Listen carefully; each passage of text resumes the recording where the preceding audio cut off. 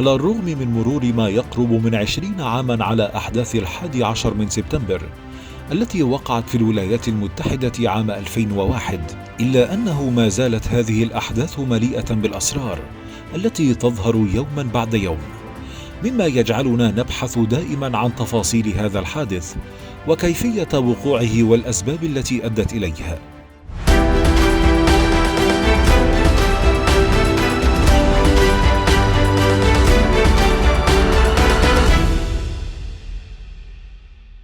تأخذنا الأدلة في بعض الأحيان إلى أن هذه الأحداث كانت رد فعل إرهابي نتيجة للتواجد الأمريكي في المنطقة العربية، بينما نكتشف بعد ذلك أن هناك من يرجح أن الأمر كان مؤامرة أمريكية لاستغلال الحادث وتوصيفه بالإرهابي لتعميق التدخل في منطقة الشرق الأوسط ومحاربة الإرهاب حسب معتقداتهم. وبين هذا وذاك سنتناول معكم في القصة التالية أحداث 11 من سبتمبر والنتائج التي ترتبت عليها.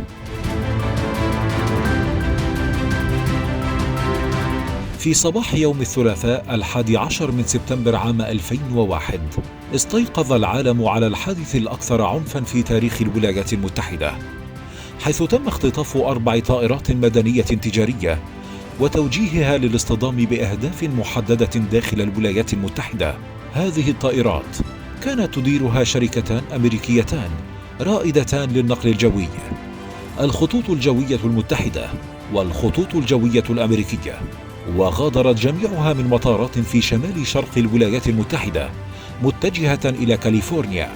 اصطدمت طائرتان منها الخطوط الجوية الأمريكية الرحلة 11 والخطوط الجوية المتحدة الرحلة 175 بالبرجين الشمالي والجنوبي على التوالي لمركز التجارة العالمي في منطقة منهاتن.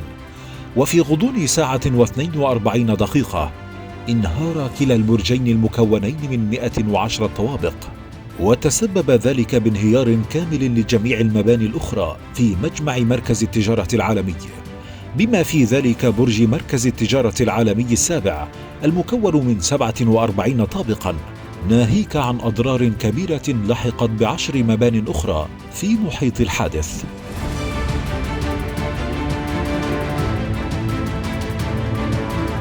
تحطمت طائرة ثالثة هي الخطوط الجوية الأمريكية الرحلة 77 في مقر وزارة الدفاع الأمريكية البنتاغون في مقاطعة أرلينغتون بولاية فيرجينيا، ما أدى إلى انهيار جزئي في الجانب الغربي من المبنى. أما الطائرة الرابعة ألا وهي الخطوط الجوية المتحدة الرحلة 93 فقد كانت متجهة نحو واشنطن العاصمة، لكنها تحطمت في حقل في بلدية ستوني كريك الواقعة ضمن مقاطعة سومرسيت بالقرب من شانكسفيل بولاية بنسلفانيا بعد أن تصدى ركابها للخاطفين.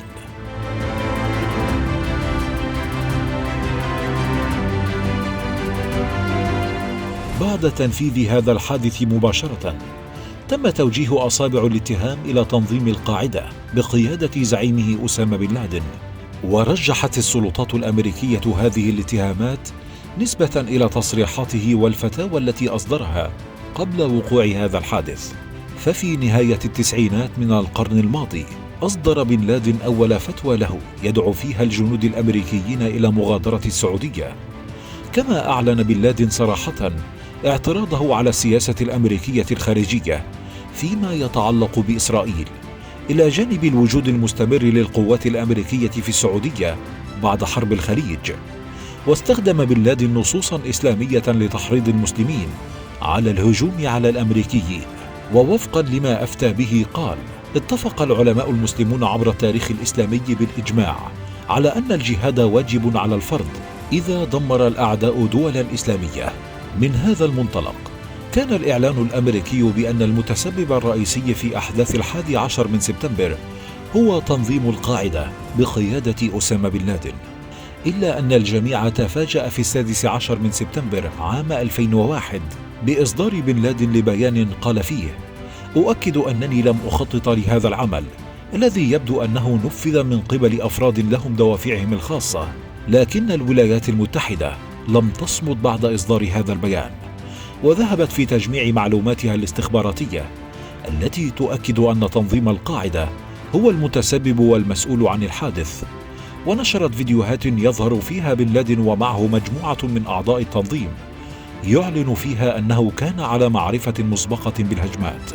إلا أنه وفي 27 من ديسمبر عام 2001 أصدر بن لادن فيديو جديد يتحدث فيه عن حقد الولايات المتحدة للإسلام، وأن الإرهاب ضد أمريكا يستحق الثناء لأنه ردا على الظلم حسب تعبيره، مشيرا في الفيديو ذاته إلى نهاية الولايات المتحدة الوشيكة دون الإعلان صراحة عن تنفيذ هجمات 11 من سبتمبر.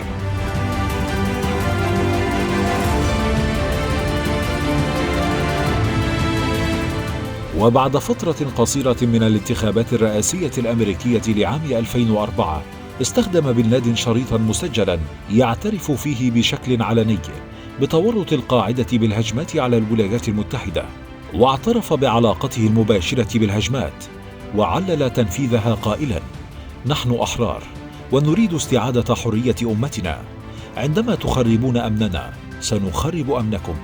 هذا الإعلان الصريح من بن لادن لم تنتظره الولايات المتحدة لتأخذ موقفا وردا سريعا على ما حدث، حيث أنها دخلت في حالة طوارئ، وقام الرئيس الأمريكي آنذاك جورج دبليو بوش بإعلان الحرب العالمية على الإرهاب.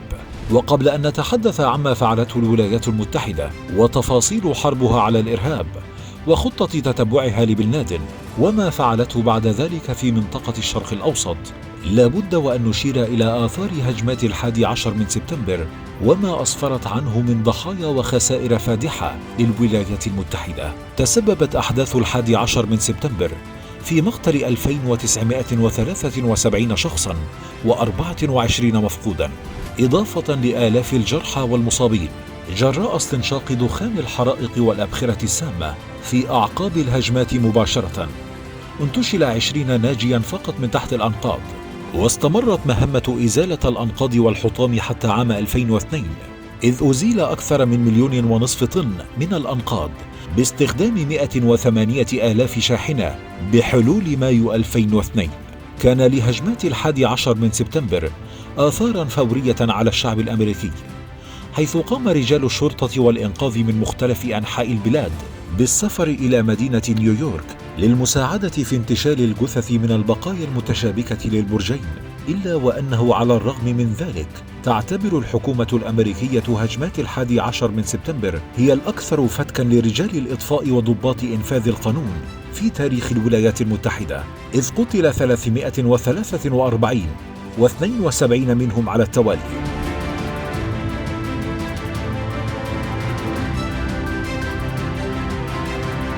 تدمير مركز التجارة العالمي أضر اقتصاد مدينة نيويورك بصورة حادة، وكان ذو أثر كبير على الأسواق العالمية، وأغلق شارع وول ستريت حتى 17 من سبتمبر، بالإضافة إلى المجال الجوي للطائرات المدنية الأمريكية والكندية حتى 13 من سبتمبر.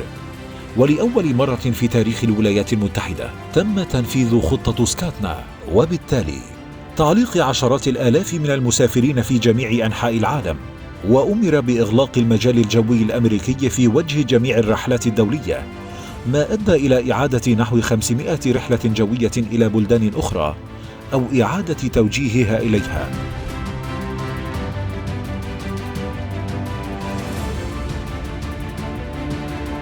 وعلى الرغم من الخسائر الفادحة للولايات المتحدة نتيجة هذه الأحداث، إلا أنه كان للهجمات آثار مباشرة على سكان الولايات المتحدة، حيث بدأ الناس بالالتفاف حول عبارة متحدون نقف، على أمل التحلي بالصمود والحفاظ على الروح الأمريكية في وجه هجوم مدمر. واحتشد معظم سكان الولايات المتحدة وراء الرئيس بوش والحكومة الفيدرالية في تأييد واسع منهم للتعافي ورد الفعل المنتظر على الهجمات.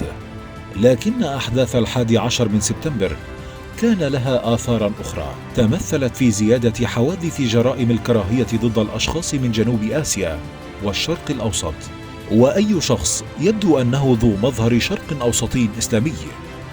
وكانت هناك العديد من جرائم القتل ضد المسلمين في الولايات المتحدة، ووردت تقارير في العديد من المدن عن تخريب المساجد والمؤسسات الإسلامية الأخرى، بما في ذلك بعض حالات الحريق العمد. وفي العام التالي للهجوم ارتفعت جرائم الكراهية المناهضة للمسلمين بنسبة 1600%، إذ تفاقم ذلك بفعل مناخ التعصب الذي تجلى بطرق مختلفة. كما أن عددا من المنظمات الحكومية نفذت عمليات اعتقال وترحيل جماعية للعرب والعرب الأمريكيين إثر أحداث 11 من سبتمبر.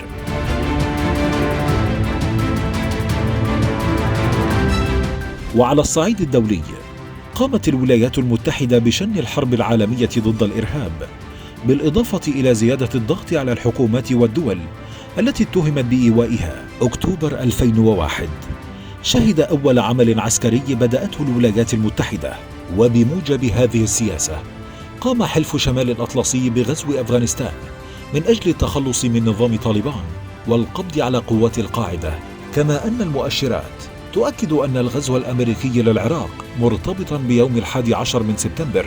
الغريب في الأمر أن الولايات المتحدة لم تتهم بن لادن بهجمات 11 من سبتمبر، لأنه كان على قائمة المطلوبين لمكتب التحقيقات الفيدرالي FBI لتفجير سفارات الولايات المتحدة في دار السلام، تنزانيا، ونيروبي، وكينيا. وبعد 10 سنوات على الأحداث، كانت الولايات المتحدة تطارد بن لادن وكل من ينتمي له، حيث تم ترحيل كل أقاربه من الولايات المتحدة. كما نادت أصوات أمريكية بمعاقبة السعودية بسبب أمرين: الأول هو انتماء بن لادن لها، والثاني هو اتهامهم للحكومة السعودية بمساندة ودعم منفذ هجمات 11 من سبتمبر. وبعد هذه المطاردة، أعلن رئيس الولايات المتحدة باراك أوباما أن بن لادن قتل على يد القوات الأمريكية الخاصة في مجمعه في أبوت أباد بباكستان في الأول من مايو عام 2011. وبعدما سبق ذكره من تفاصيل، رأى البعض أن المنظومة الأمريكية كانت على علم بتفاصيل ما سيحصل، ورأى البعض الآخر أن ما حدث كان مدبرا بالكامل. يبرهن على هذه الآراء ما نجده داخل المعلومات الاستخباراتية الخاصة بهذه الهجمات. ففي أواخر عام 1999 اعترضت وكالة الأمن القومي الأمريكية اتصالا هاتفيا ذكر فيه تفاصيل اجتماع خاص بأعضاء تنظيم القاعدة في كوالالمبور بماليزيا. ورغم أن الوكالة خشيت من وجود شيء شنيع قيد التنفيذ، فإنها لم تتخذ أي إجراء. كما أنه كانت هناك العديد من التحذيرات للولايات المتحدة تفيد بأن تنظيم القاعدة يدبر ويخطط لسلسلة كبيرة من الهجمات. وتم التبليغ عن وجود 2 من إرهابيي القاعدة المعروفين في الولايات المتحدة، ولم يصل إلى البيت الأبيض أي من هذه المعلومات. وفي شهر يوليو عام 2001 حذرت الأردن الولايات المتحدة من أن تنظيم القاعدة كان يخطط لشن هجوم على الولايات المتحدة، وأبلغت الأردن بأن الاسم الرمزي للهجوم هو العرس الكبير، وأنه يتعلق بطائرات.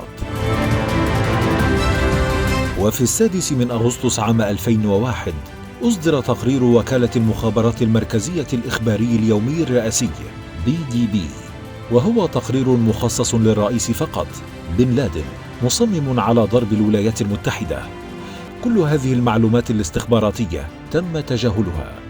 كما أن النائب العام للولايات المتحدة آنذاك جون أشكروفت أشار أثناء إدلائه بشهادته أمام لجنة هجمات 11 من سبتمبر إلى أن السبب الهيكلي الأكبر والوحيد وراء مشكلة 11 من سبتمبر هو الجدار الذي عزل أو فصل المحققين الجنائيين عن عملاء الاستخبارات، مشيرا إلى أنه كان هناك إخفاقات داخل المنظمات في إيصال المعلومات إلى المكان الصحيح وفي الوقت الصحيح.